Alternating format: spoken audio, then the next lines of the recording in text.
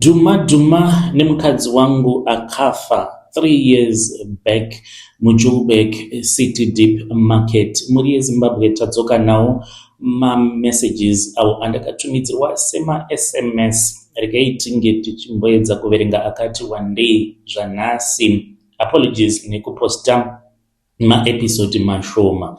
Regedza iti tapinda muma messages edu atadzoka takakubatirai. Hanzi mukoma kana muposta please postaiwo sahaidi chitokandai chitupa changu kure musazoshare mafone numbers angu kana nani zvake. Iririwo ndiri murume ndine makore 47 years ekuberekwa, ndinogara muno muJoburg muRandfontein. Ndiri truck driver, ndinodriver matrucks elocal muno muSouth Africa. Malords edu tinomawana muCity Deep Market muJoburg. Mukoma dai ndakaziva aitungamire ndingadai ndisina kumbobvira ndakabata mishonga muupenyu hwangu, asi kana upenyu huchinge hwaoma unoguma wava kungoita zvose kuti ukwanise kuchinja upenyu hwako. Ndichatanga nenhoroondo yeupenyu hwangu ndozopinda munyaya yangu zvizere. Inini ndakakura ndichigara naambuya amai vaamai vangu. Ndakakurira kumusha kumaruzevha ndikabva ndachizobva muBeitbridge kwava kubva ndachizotanga kugara kumavhenda kuThoyandou. Since amai vangu vainge vari muvhenda, upenyu hwainge hwakaoma kunyanya pamba pedu. Mbuya vangu vaita basa rekutengesa mango, sezvo pamba pavo painge paine mimango yakawanda. Kana isiri nguva yemango upenyu hwaitooma zvekutooma chaiko nekuti tinenge tisina pekutangira. Baba vangu handivazivi nekuti amai vangu vakafa ndiri mwana mudiki uye havana kumbobvira vakaudza chero ani zita rababa vangu kana kuti vanobvepi. Saka handitori nahama yangu yandinoziva yaiva hama yangu yepedyo ndiambuya. Zvino amai vaamai, asi pakafa mbuya ndipo pandakaona kuti upenyu hunochinja. Pakafa mbuya vangu upenyu hwakatanga kuoma nekuti ndainge ndichiri mudiki. Mbuya vakafa vakandisiya pamba pavo. Mbuya vangu vainge vaine musha muBeitbridge uye zvekare muThoyandou muvhenda imomo vakange vaine musha zvekare. Pamba pavo hapana kana hama yavo yakazondida. Zvose ndainge ndava kuzvionera ndiri ndega. Ndinorangarira kuti dzimwe nguva ndaitoita zvokutonhongerera mumabhini muBeitbridge muya ndichiyambutsa vanhu, asi ndakashanda nesimba mumarikicho kuti ndiwane mari yekutora license, nekuti ndaiziva kuti kana ndichinge ndava nelicense upenyu hwangu hunenge hwatoreruka, handaizoshayiwa zvokuita muupenyu. Saka ndakazotora license riya zvakaoma kudaro. Pandainge ndava nelicense ndakazowana basa ndikatanga kudriver mataxi from Thoyandou to Polokwane. Life yangu yakatanga kuita sekunge nani, asi mupfungwa dzangu ndaizviudza kuti handina kana hama, ko ndikazoita dambudziko ndichabatsirwa nani kana ndisina mari. Pfungwa dzangu dzainge dziri dzekuti hama yangu yekutanga inofanira kunge iri mari, then ndozoita vana. Saka ndakazosarudza nzira yekuti ndinge ndichienda kunoromba. Ndakaenda kune imwe n'anga yandainge ndanzwa pataxi rank neumwe bhururu wangu ainge ava kuita basa rekudriver magonyeti, asi kumashure takamboshanda tose kumataxi. Bhururu wangu uyu upenyu hwake hwainge hwatochinja. Ndakazoenda kun'anga iyi ndiri ndoga, sezvo bhururu wangu ainge angondipa madirections. Ndikasvika kwasekuru vaya vaigara kuGiyani, vainge vari muChanganiwo. Pandakaenda ndaifunga kuti ndichaita one day ndiri home ndobva ndadzoka, asi hazvina kuita sekudaro. Ndakaita 7 days ndiriko ndichibikwa nemishonga. Ndapedza kubikwa nemishonga ndakapiwa tsvimbo nehari yandakanzi ndinge ndichizogara nayo mumba, asi hari iyi yaigara yakavharwa nemucheka muchena pamusoro. Ndakasunga nejira dzvuku muchiuno mayo mehari kuitira kuti mucheka wangu wakavhara usazobva. Hari iyi basa rayo rainge riri rekuti kana ndikaomerwa neupenyu paya ndaingoenda pahari yangu ndotaura. Kana ndikataura zvandiri kuda zvaibva zvaitika. Ndakazotosiya zvemataxi ndainge ndava kushanda kumagonyeti. Ndaitoita kusarudza mabasa sezvo ndainge ndiine backup yemushonga wangu ndiwo wainditsvakira basa. Ndaiti ndikasvika pakambani handaiitwa interview ndaingoshanda. Saka semunhu ainge ava kuwana mari, ndakabva ndatsvaka mukadzi wekuti ndigare naye aizondiberekera vana sezvo ndainge ndava kuda hama. Mukadzi ndakamuwanira ndava muJoburg. Takatanga kugara nemukadzi tikabereka vana vedu 2. Taiva family yaigara ichifara until my wife azodiscover kuti ndainge ndiine mushonga mumba mushure mekunge aona hari yandainge ndiinayo. Kubva ipapo marriage yangu yakatanga kusheka. Mukadzi ainge ava kuti haachadi nezvangu, plus aiti iye kana achinge ava kubva aizoda kutakura vana ondisiya ndiri ndega. Ndakadzamisa pfungwa dzangu, ndipo pandakafunga kushandisa ropa rake, nekuti ndaitoziva kuti kana akangoenda chete aizofamba achiudza vanhu nezvangu. Saka ndakadzokera kuGiyani kwainge kuina sekuru vakandirombesa, ndikavaudza secret yemushonga wangu kuti yainge yazivikanwa nemukadzi wangu. Zvino ndinoda kuti ange achizofa, nekuti kana akararama anozondipesanisa nevana vangu. N'anga yakandibvunza kuti saka todi. Ndakabva ndati hazviite here kuti ndinge ndichishandisa iye pakutsvaka mari. Sekuru vakanditi hazvinetsi. Vakaenda pagirazi ravo vakaburitsa mukadzi wangu vakati kwandiri, mubaye netsono uchitaura zvauri kuda. Ndakaita zvandainge ndaudzwa nasekuru nemazvo, nekuti chandaingoda kudestroy evidence, nekuti mukadzi wangu ainge ava kutondishungurudza semunhu ainge achinamata achiti anoda kudana mabhishopu ekuchechi kwavo. Mukadzi wangu akazofa akavigwa, ndikati zvose zvapera, handichina munhu anondivhiringidza kuita zvinhu zvangu, asi chinhu chose chisina Mwari mukati mukoma, it's a curse. Zvakatanga kuitika ndezvekudai. Last month ndainge ndaenda kunoloda zvangu paCity Deep semazuva ose, asi ndakati ndiri busy kuloda ndipo pandakaona mukadzi wangu. Ndakatomuona live and direct. Kubva pandakaona mukadzi wangu zvinhu zvakabva zvatanga kundinetsa. Dzimwe nguva ndinomuka ndiri kumakuva andisingatombozivi kuti makuva ani, kunyangwe ndiri pamba. Dzimwe nguva ndinogona kutomuka ndakarara mudining ndiri naked.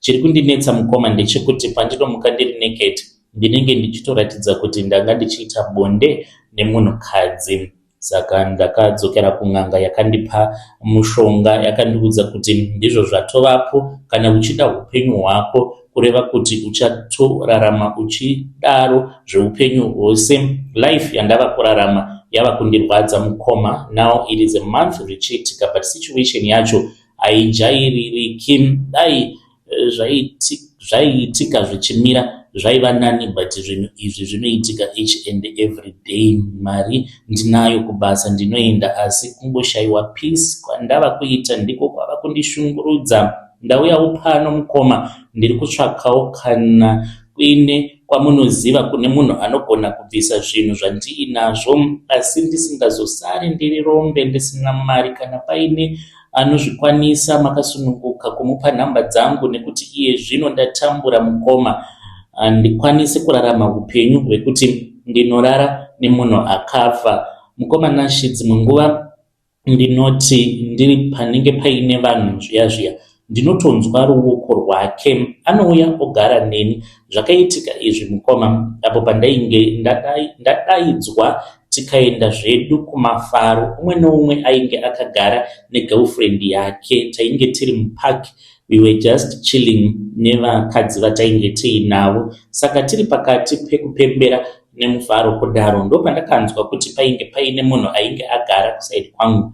Girlfriend randainge ndiinaro ainge akagara kuleft kwangu, kuright ndikanzwa movement, ndakanzwa mhepo inodziya. Saka ndakangozvitora simple, because panzvimbo patainge tiri zvainge zvatomboitika before. Umwe akati muri kukanzwa sei, pane kamhepo kari kungodarika kanodziya. Saka ndakazonzwa kamhepo kaya kusaidi kwangu, ndo pandakazonzwa ruoko rwakange rwapinzwa mujin shot randainge ndakapfeka. Ruoko urwo rukatanga kutamba nenhengo yangu kusvika ndichizoprodusa. Kusimuka kwangu kwakati netsei. Ndakange ndisingachadi kusimuka because ndainge ndatonyorova everywhere. Urume hwakatosvika pakutobuda. Iko zvinozvi mukoma ndo zvinoitika. Anotaimira pandinenge ndiri pavanhu, obva auya kwandiri achindinyadzisa.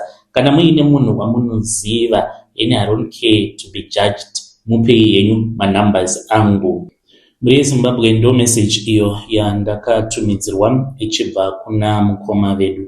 Zvakangooma hazvo vedu we, ngatitaurei navo mucomment section. Anzi ndakachekeresa mudzimai yapakaipa.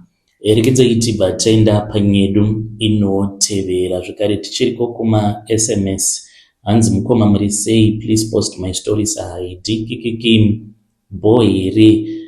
Namba dzangu dziri safe here nai mukoma, do not publish my phone number. Ndapota ndiri mukoma na uye zvekare ndine makore 33, ndinogara muno muJoburg muSenton.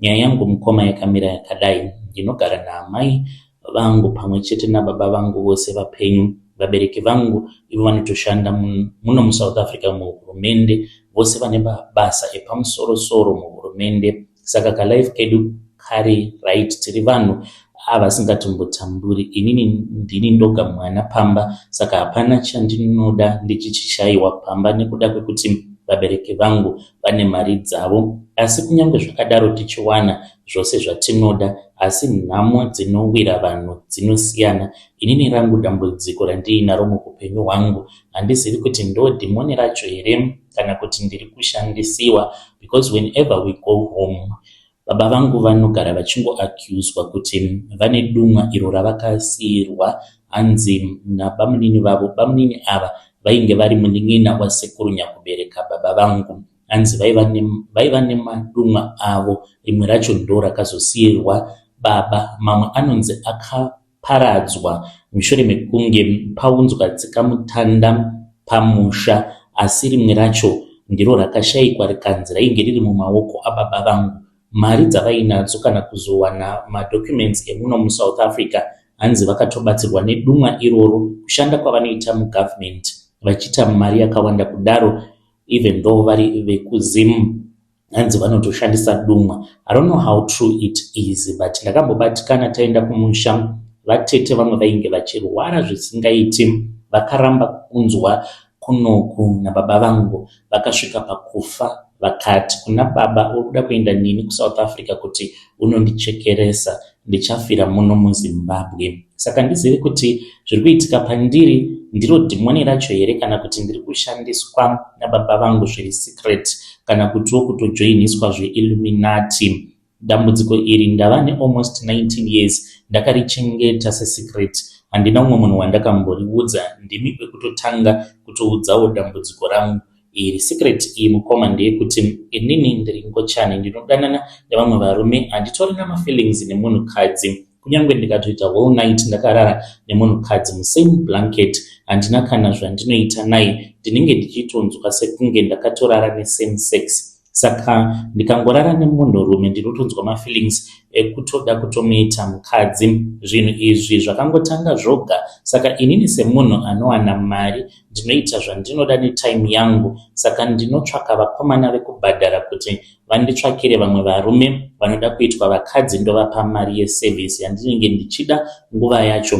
Zvinhu izvi ndakatanga kuzvifarira kubva ndini 16 years, asi vabereki vangu handina kumbobvira ndakavaudza kuti ndizvo zvandiri nekuda kwekuti zvinhu zvaindinakidza. Nhasi zvichiri kutondinakidza, nditori comfortable nazvo. Chaita kuti ndiuye pano inyaya yekuti vabereki vangu vari kunditi wakura unofanira kunge wava nemukadzi. Kubva gore rapera ndainge ndiine task yandainge ndakapiwa naamai vangu yekuti ndivaratidze musikana uyo wandinoda kuroora, nekuti baba vangu vari willing kundipa mari yekuti ndinge ndichienda kunobvisa lobola muSouth African. Asi gore rakatopera pasina kana plan, handina kana girlfriend yandakavarakidza, nekuti ini handiiti zvevasikana, handitozvikwanisi. Saka mai vari kuti ivo vane mukadzi wavakanditsvakira mukadzi, nekuti baba vangu vari kuti ndinosvika pakufa ngesina kubata muzukuru wangu mumaoko. Zvino mukadzi ari kunzi ari kuuya muna August, but to be honest mukoma, inini handikwanisi kugara nemukadzi nekuti handitori namafeelings naye. Ndauyawo pano pachannel yenyu mukoma, ndiri kutsvakawo rubatsiro nekuti ndiri kutoziva kuti zvandiri kuita mulife mangu hazvisi normal. Zvinhu izvi zvakangotanga zvoga kungoitika, handina kana chandakabata but ingori spirit yakangouya mulife mangu. Ndiri kutsvakawo rubatsiro kwamuri mukoma chine ruzhinji rwose rweZimbabwe. Ndingaenda kupi kwandinganobatsirwa? Handisi kuda chechi yekuti ndinozonzi chibuda pakamera uchitaura nyaya yako. Ndiri kuda kungoenda panenge pari private, nekuti ndikaenda pajekerere baba vangu vanozondiona paTV. Handizivi kuti chii chiri kuitika muupenyu hwangu. Mukoma, ndatosvika pakupererwa. Ndibatsireiwo mukoma, zvinhu izvi zvisati zvatanga kundipa dambudziko. Yo, muri yeZimbabwe ndo message iyo yandakatumidzirwa ichibva kune mwanakomana. Anzi ndava kutoda kutomanikidzwa nevabereki. Anzi mukadzi ari kuuya muna August kuti ndinge ndichizotanga kugara naye, but mafeelings dololo hapana. Anzi ndoitawo sei? Ngatitaurei naye mwanakomana uyu mucomment section. Anzi ringava riri duma here iro rinonzi baba vangu vakapiwa nabamunini vavo sekuru. Zvakangoma hazvo veduwe. Ngatitaurei nezvayo nyaya iyi mucomment section. Rekedzei tibva taenda panyedu inotevera. Nyedu inotevera yakamira sekudai. Hanzi ininiwo ndiri musikana, ndine makore 36 years ekuberekwa, ndinogara muno muPretoria. Ndinoshanda hangu basa rine mari, asi kana usina murume semunhukadzi unenge usina chiremera. Kushaya murume kana mwana chinhu chakangooma mulife. Mukoma, handizivi kuti munyama here kana kuti ndiri kutevererwa nemweya weboyfriend yangu yakafa zuva remuchato wedu. Ndichakudzoserai kumashure zvishoma kuti munzwe kuri kubva nyaya yangu. Inini ndakakurawo ndichigara naamai nababa vangu vose vaiva vapenyu, nanhasi vachiri vapenyu. Kumba kwedu titori vanhu vane mari dzavo. Besides mari yevabereki vangu, inini ndiri munhu akatodzidza, ndine degree law, saka ndinoshanda basa rine mari. Palife yangu handina nhamo yemari, asi ndava kutoona kuti nhamo yemari iri nani pane kushayiwa mwana nemurume muupenyu. Mukomana ndainge ndiine mukomana wangu ndichamuti Daniel.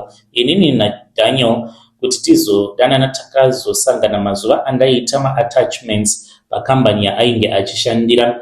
Daniel ndiye aiva mukomana wangu wekutanga muupenyu hwangu. Handina kumbobvira ndakaziva mumwe mukomana, nekuti ndainge ndakazviudza kuti ndinoda kuzotanga kuvata nemurume achandiroora pekutanga. Zvisinei, rudo rwedu naDaniel rwakapisa. Tainge tava kutoita zvinhu zvedu semukadzi nemurume, asi tainge tisingasangane pabonde, nekuti ndicho chainge chiri chidzidzo chedu. Daniel akazonzi nekambani yavo aifanira kuenda kuGermany for 2 years kunoita training yekudzidza zvimwe zvavainge vachida kuzounza pakambani. Inini nekuda kwandaita mumwe wangu, ndakafunga kuti kana achinge ava kuGermany aizondikanganwa obva aroora umwe mukadzi kana murungu. Asati aenda ikoko takabva taenda kune mumwe mubatsiri. Saka mubatsiri uyu akabva ati, ndava kuda kukubatanidzai pamweya zvose neparopa renyu mobva maita yavanoti soul tie. Takanzi tsvakai reza nejira rewhite 6 meters netudhori 2 nekidziya. Tikabva tanzi tinge tichizokiya zvidhori zvedu. Saka chidhori chechikadzi chaimirira inini, chidhori chechirume chaimirira Daniel. Mubatsiri akabva achizozviisa pajira, zvikanzi uyai mumire pajira makabata zvidhori zvenyu, mochekana zvigunwe chihombe kuruoko rwekuleft nereza, zvekuti panobuda ropa mugumanisa ropa renyu muchiita mhiko dzangu, tsvimbo yangu iri pakati penyu. Tapedza kuita mhiko, mubatsiri akabva atora key iya, achibva aloka key iya ndokubva azvisunga pajira. Akati, munokanda mugungwa musiya zvakadaro, hamuzombofi makarambana kana kuzosiyana zvachose, rudo rwenyu ruchatanga kufamba. Takaita zvose zvatakaudzwa nemubatsiri, tikasvika pakuenda kugungwa tikanorasa zvinhu izvi. Takamupa mari yatainge tawirirana naye. Murume akazoenda kuGermany. Mwoyo wangu wainge wava safe, nekuti ndaitoziva kuti haazombofi akandisiya. Saka Daniel akazodzoka achibva kuGermany, akauya akaronga kuti tinofanira kuti tinge tichizoroorana. Ainge aine mari tikazoroorana, asi Daniel semunhu ainge aine mari akabva ati anoda kuita full marriage, anoda kunditora nemuchato white wedding. Zvinhu zvose zvakarongwa zvemhando yepamusoro nekuti ndainge ndine full support yevabereki vangu nevaDaniel. Zvinhu zvedu zvakafamba zvakanaka. Zuva remuchato rakati rasvika, takachata zvakanaka, vanhu vakafara nekuti zvose zvainge zvakarongeka. Paiva nevaimbi, chikafu, everything, zvose zvainge zvakanaka. Asi pose panoitika chakanaka, hapashayiwi muroyi anovenga. Muchato wapera, ndaifanira kuenda naDaniel kuhoneymoon kwedu kuSpain, asi Satani akazviramba. Hazvina kubudirira, sekutamba sekuseka. Pakaitika accident, takaita accident tichienda kuairport, mota ikaputika vhiri ikabuda muroad, Daniel akafira paspot. Inini ndakazotonomukira kuhospital. Ndainge ndisina hangu kunyanya kukuvara nekuti side randainge ndiri harina kusvika impact yakanyanya. Ndakagara month yose ndiri muchipatara ndichirapwa. Ruoko rwangu ndirwo rwainge rwatyoka. Pandakazobuda muhospital, vanhu ndipo pavakazondiudza kuti Daniel ainge afa, akafira paspot nekuda kweaccident yamakaita. Zvakatondishamisa mukoma kuti vanhu vainge vachida kuzama kureva kuti chii, nekuti Daniel ndainge ndichimuona everyday mazuva andainge ndiri muhospital achindiunzira chikafu. Zvakatora mazuva zvichindinetsa. Ndakatomboita loss of memory almost a month, ndikadzoka kuita normal hangu after a month iyoyo. Asi kubva pakafa Daniel ipapo, handina murume anondipfimba, kunyange munhu anotoziva nhoroondo yangu kuti handina kumbobvira ndakaroorwa, haatombondipfimbi chero murume wemunhu zvake. Ndava kutoona kuti ndava kutokura, hapana kana chiri kufamba, handina kana mwana. Even kana ndikatanga kuda kuisa munhurume padhuze neni, ndiye anototanga kutondiavoida ega, kuratidza kuti anenge aine something zvaanenge achiona pandiri. Rimwe dambudziko zvekare rava kuitika pandiri, handichaende kumaperiods. Zvinhu izvi zvakatanga mushure mekunge ndava kurota ndichiita bonde naDaniel.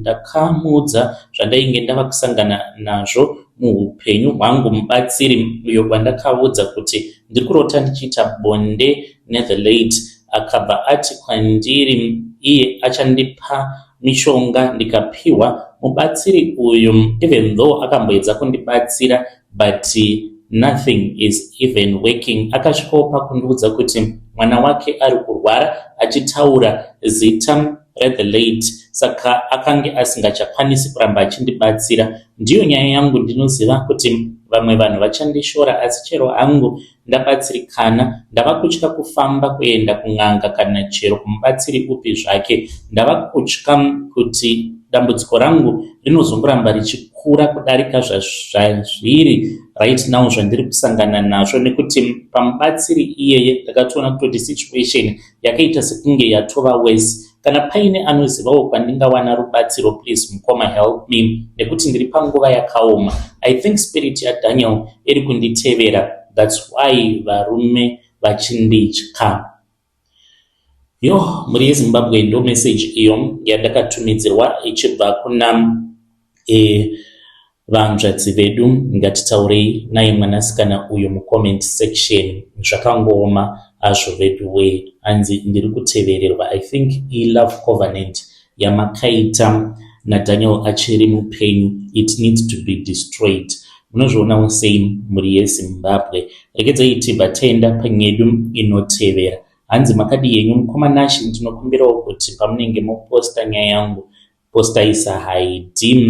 Ndauya neconfession yangu, saka zvelocation handisi kutaura. Ndangouya saID. Nyaya yangu yakamira yakadai so. Ndiri mukadzi uye ndine makore 39 years ekuberekwa. Ndine vana 2 nemurume wangu, asi kusangana kwandakaita nemurume wangu kune nhoroondo yeupenyu. Inini ndiri chizvarwawo chekuZimbabwe, ndakaroorwa nemurume wemuno muSouth Africa. Murume uyu ndakasangana naye patouchline muJoburg. Upenyu hwainge hwakatondiomera. Ndabva kumusha ndakabatwa rafu navatete vangu, vakandidzimira foni pandakapinda muJoburg. Ndakashaya kwekuenda, saka ndainge ndangova chigunduru. Manheru ndaingogeza ndoenda kumatouchline kusvika ndava kugara mumukuku kuBenoni. Ndiri kuclub ndiko kwandakasangana nemurume uyu kuBhawa. Akanditi ainge akadzingwa nemukadzi saka ainge asina pekugara. Saka ndakatarisa murume uyu ndikatoona kutoti aiva munhu ainge ari bore. Ndakamunzwira tsitsi ndikamutora tikaenda kumba kwangu tikatanga kugara tose. Murume uyu akatanga kundisapota nekuti ainge achiita zvesoka betting, saka ainge aine luck rekuramba achingowina mari refu. Murume uyu akazoya nemari yainge yakawanda akanditi mari iyi ainge aiwina kusoka betting. Handina kumbopikisana nazvo nekuti ndiro raiva basa remurume wangu resoka betting. Murume wangu paakawina mari iyi akabva ati tava kufanira kubva kumukuku, ndine imba yandatenga, upenyu ndiko watava kunogara, saka tinogara pane imwe estate muflat, asi ndichitanga kugara pamba apa. Murume wangu akatipa mutemo wekuti ndisapinda mune imwe room iri downstairs. Isusu tinoshandisa imwe bedroom, but bedroom iyoyo ndiyo yandainge ndichida because yakakura zvisingaite iri kudownstairs. Saka murumu umu anoti every morning asati abuda kuenda kubasa kwake anopinda murumu imomo ndipo munogara zvinhu zvake. Saka ini mukomanashi chainge chava kugara chichinditambudza mumwoyo mangu ndechekuti murumu umu mainge muine chakavigwa nemurume wangu chainge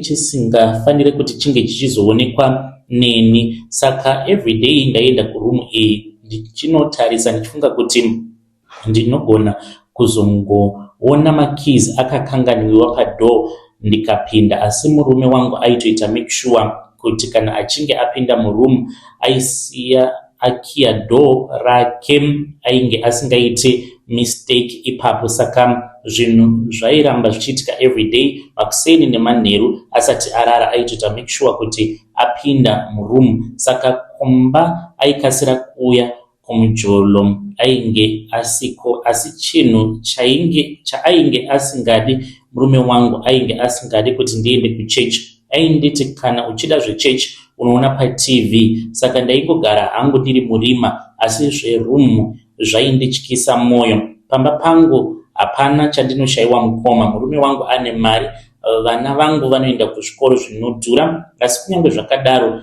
peace ndainge ndisisina, kusunungukawo semunhu ari mumari. Ndakazopota ndava kumuka usiku ndichienda kurumu iyi ndichida kunzwa kuti hapana here zvinenge zvichiitika kurumu uku manheru kana tichinge takarara, nekuti masikati hapana chaimboitika. One day ndakamuka exactly 12 midnight ndichienda kurumu iyi. Ndaifamba zvinyoronyoro ndichienda nekuti ndainge ndisingade kuti murume wangu ange achinzwa mafootsteps angu. Ndakafamba kusvika ndamira padoor ndikanzwa voice remunhukadzi achichema achiti help help. Ndakaramba ndakamira 30 minutes nekuti makumbo angu ainge ava kudedera nekutya, asi voice rairamba richingoti help help. Pasina nguva ndikatanga kunzwa mafootsteps ainge achifamba mupassage, madoor achivhurwa, asi painge pasina kana munhu wandainge ndichiona. Ndakamhanya mukoma ndikadzokera mubedroom mangu ndikasvika murume wangu akarara, asi inini usiku ihwohwo handina kukwanisa kurara. Kubva zuva iroro ndainge ndisingacharari.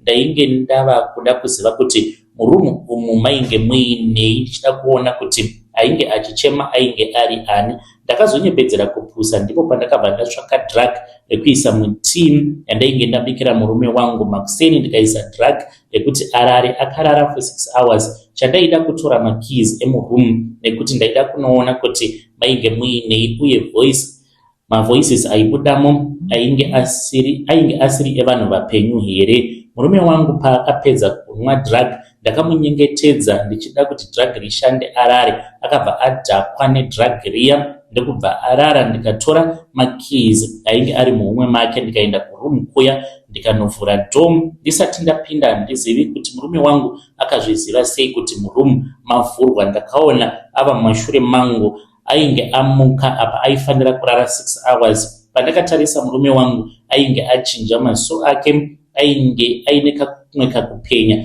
zvisingajairiki. Akasvika akandibata ruoko rwangu akandikandira kure ndokubva atora makeys akavhara akaenda zvake nawo. Ndipo paakandidaidza akazondiudza pachena kuti iye ainge ari musatanist, akachekeresa mukadzi wake wekutanga kuti aite mari. imba iyi ainge asina kuitenga, yainge iri imba yake yaaigara nemukadzi wake waakachekeresa, asi iye haana kundiudza kuti anoda kundichekeresa. Asi inini semunhu ndinofunga zvakawanda. Iko zvino zvimukoma ndava ne6 months ndiri pamba apa, asi kuti ndibude hazviite nekuti dzimwe nguva anokwanisa kungoudza masecurity kuti mudzimai wangu ngaasabuda. Ndauyawo kwamuri ndiri kutsvakawo rubatsiro, ndiri kuda muprofita kunyange anobatsira hake pafoni. Please help me mukoma, nekuti ndiri pakati peupenyu nerufu. Kubuda handitendedzwe kubuda, anogara akaita teki neni. Nerimwe zuva ndakambobuda